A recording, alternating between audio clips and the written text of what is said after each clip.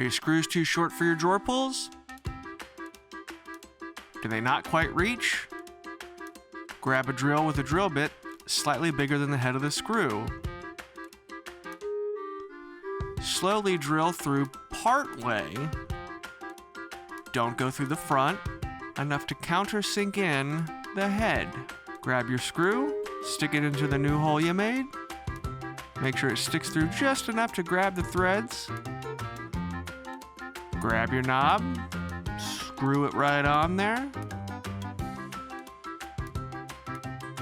Grab your Phillips head, tighten her on up. Ta-da! Zella's enthused.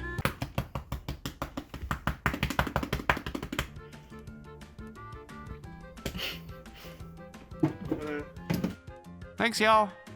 See you next time.